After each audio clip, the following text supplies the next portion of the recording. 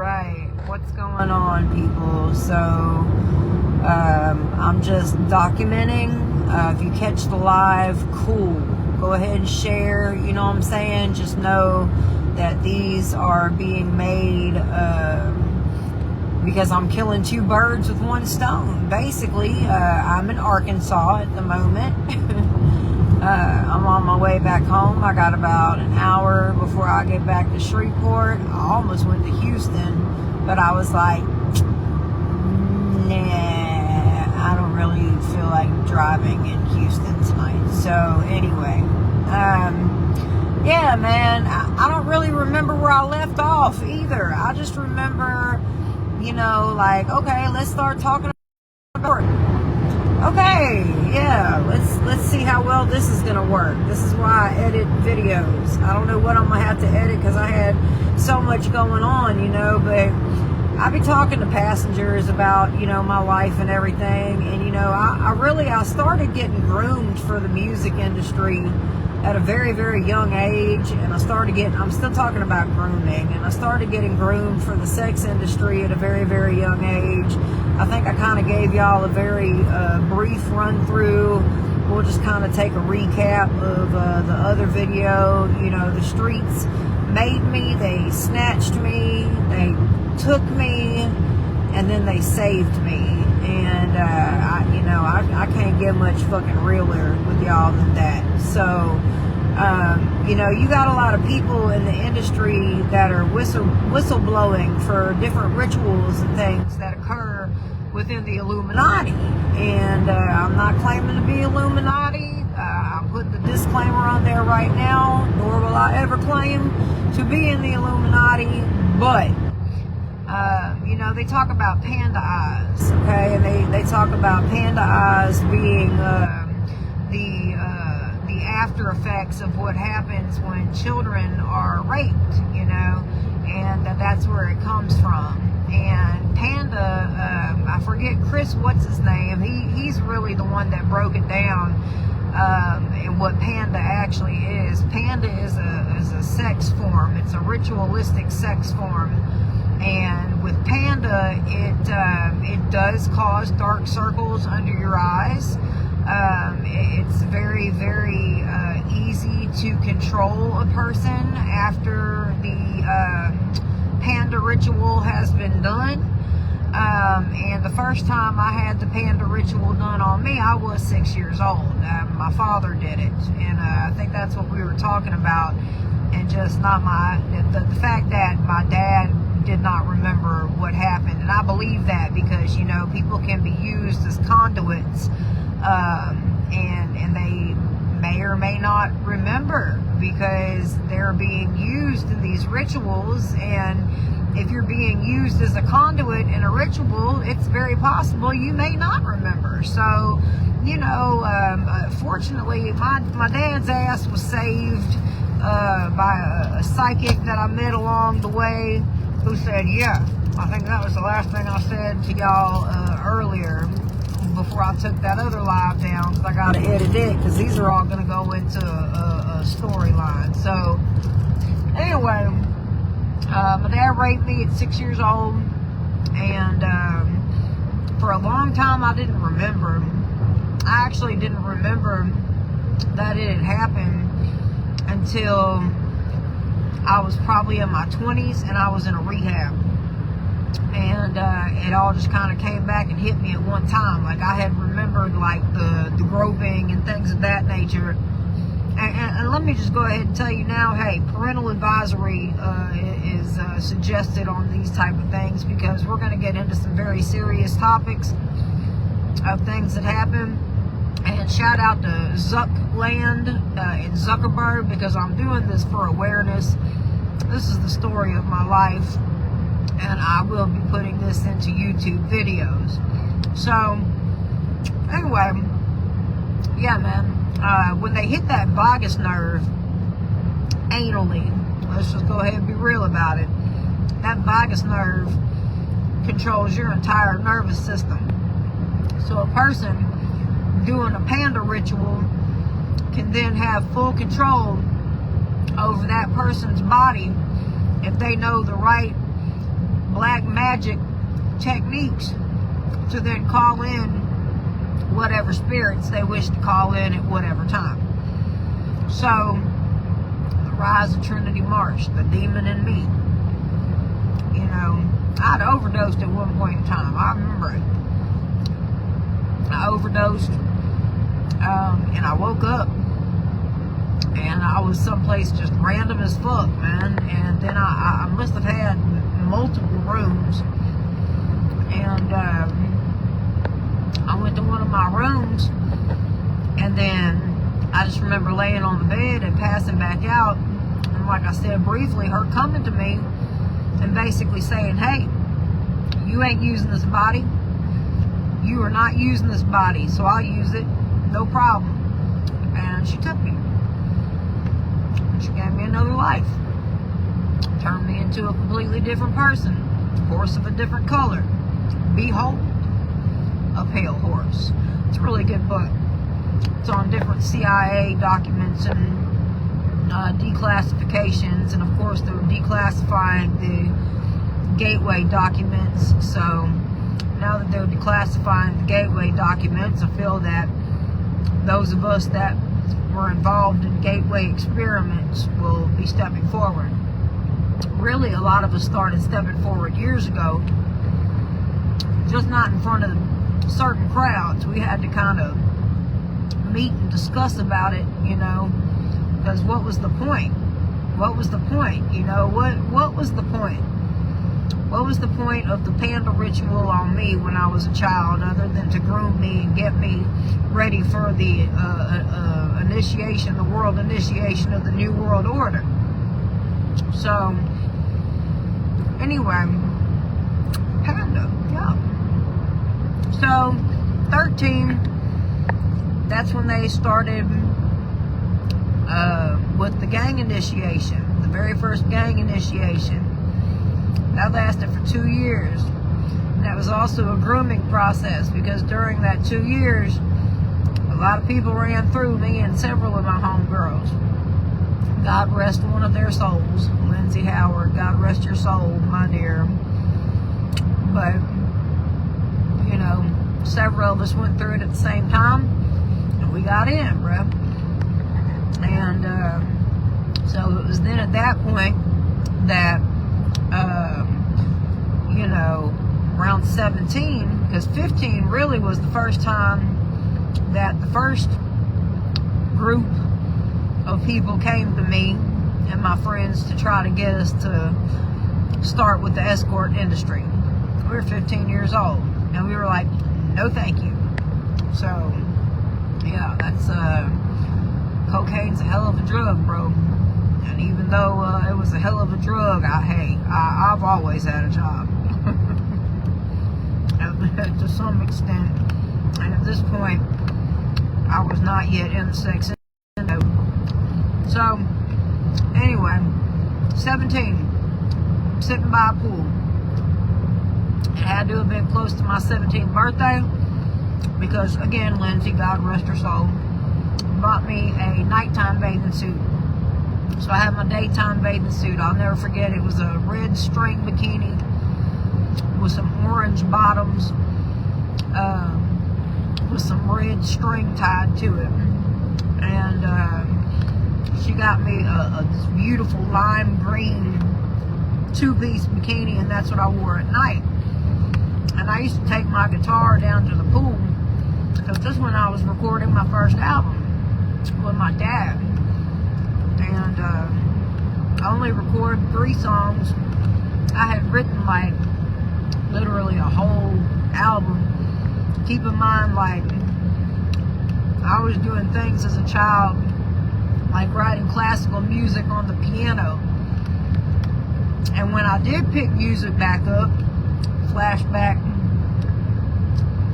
to right when I decided that I was going to start rapping, you know, I had to forgive myself, because when I sat down at my keyboard and I sat down with my guitar in my hands, I had a realization. It wasn't that I had, you know, been left by the music. Oh man, I left the music. I left the music, because I could have been much further at that point in time if I had just stayed on that straight and narrow path and listened a little. But at that point in time, all I heard was quick money. So at 17, I'm hearing quick money, and I'm watching these girls make quick money. So I'm like, nah, throw me in the ring, man. And they did. And so enters in Unique. I started off as Unique. That was my name, because I was much different from the other girls. And I always have been. My entire life I've been different. But even then, under an escort agency's owner, he knew I was different. And he had different visions for me, because I was talented and I was smart. I had a friend, God rest her soul, that could have made the money, and I could have used that to have my come up and my stepping stone, and probably been much further along in the music business than I am at this point in time. It just would have been a different kind of music, because I started playing guitar and singing. I wouldn't even really consider it pop music, you know. I was listening to things like Savage Garden and Sarah McLachlan and people like that. So it was, you know, alternative. I would have been alternative at that point in time. I gotta find some pictures of me with my dad, you know, learning how to play guitar and everything. I play everything by ear. And also keep in mind, you know, even before this escort industry bullshit occurred, I was in band, man. I was, middle school, I was in first chair. I was doing competitions that on a high school, college level, high school, college music, and killing them, boy. Killing them with my clarinet. Shit. I had a good damn clarinet, too. But it got stolen, you know, shit happens. You wind up hanging out with the wrong crowds, and, you know, then the next thing you know, your fucking expensive ass clarinet that you ain't even buy, that was on fucking lease from one of your family members, is missing. That motherfucker was a wood clarinet. It was not no plastic Yamaha. Nah, it was a French brand wood clarinet, because I was just that good when it came to instruments. Every instrument I had, it was always a good instrument until somebody fucked me over. I had him on tape. I used to hide my tape deck. You know, this is back when they had boom boxes and shit.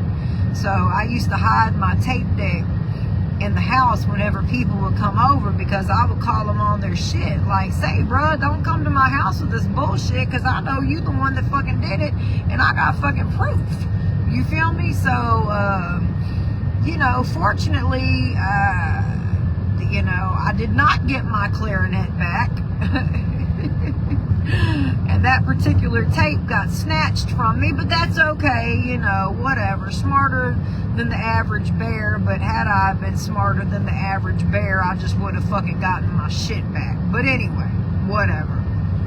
So, yeah, 17, man, that's when they came to me. Oh, well, you know, shit, y'all already fucking. Y'all fucking for free. Let me show you another way around this, man. And it was dancing with the devil. It was like dancing with the devil after that, on God. It was a whole different type of initiatory thing that occurred at that point in time. You know, and we were being groomed like, this is what men like. This is what men expect you to do. This is all you have to do. And then, Lord, we went on our first call. I'll never forget going on our first call, because we were given direct orders not to call each other by our real fucking names. And my dumb ass, I'm in there calling everybody by their real name. Should I fucking forget? You know what I'm saying? That was the first time I'd ever been on an escort call in my fucking life.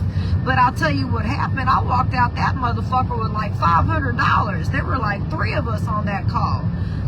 And I walked out, me personally, Unique, 17 years old, $500. Now, yeah, we had a pimp. So, you know, the pimp's job was to, of course, you know, take care of the bitches. It just was what it was. And so they were like, we gonna show you what you're gonna do, and you need to fucking pay attention. You know, and we immediately went, and they were like, what you need? You need underwear, you need deodorant, you need this, you need that, here you go. here's what we're keeping for our fee. Here's what you made out of tips. Because it was always what the fee was versus the tips. Now, it was $200 for us to walk in the door. This is where I started. It was $200 just for us to walk in the fucking door. So, with that $200 to walk in the door, keep in mind, $150 of that was going to the escort service, so I had to work to get anything over $50, or else I was walking off of calls for $50, and I just couldn't let that fucking happen. So, I was making anywhere from 200 in tips to 10 grand, you know. It just was what it was. I was a bad bitch when I was 17 years old. I had to dig up some fucking pictures. I thought I was fat, and I definitely was not to that. I was unique. So, you know, this is still before the birth of Trinity Marsh. A different pimp gave me that name because I was a squirter, you know, and men would pay more for that. And I was honestly on my way to do pornography.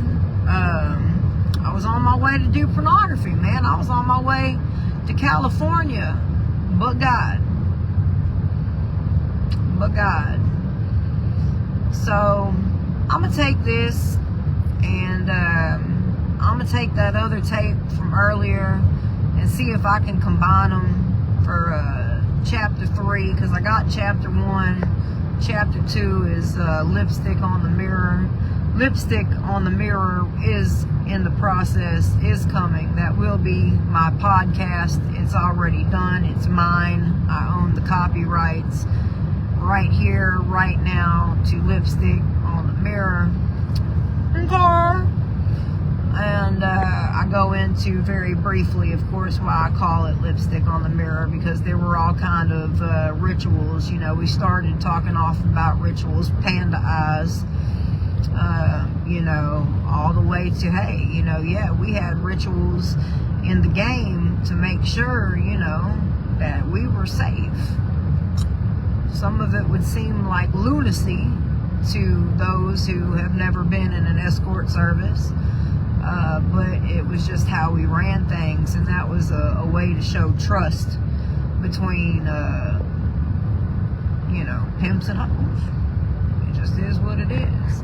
I hate using that terminology because, you know, at the same token, for a while, it wasn't even like that, you know. I was like, okay, well, fuck it. I know what to do, but then I wouldn't listen. I wasn't listening. So they had to send in the big dog. They had to send in the big dog from New York. And that was after I got back, because keep in mind, I wound up moving. I wound up moving to Massachusetts. So, heck, yeah, we'll save the trip to Massachusetts for the next story. So, I got these.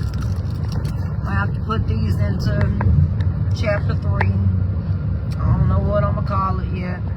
But I got, it's both similar, you know, just giving you bits and pieces of what I've been through, because when I do talk about these things, I go back and forth because so much occurred.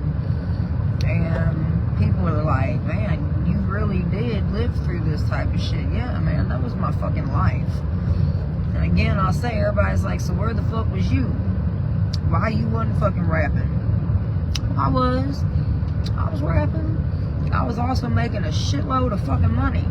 More money than most people will never see in a lifetime. If I had known then what I know now, you know. But it's all good because I'm here. I'm healthy. I'm happy. I'm alive. And I'm finally doing what I really want to be doing in life.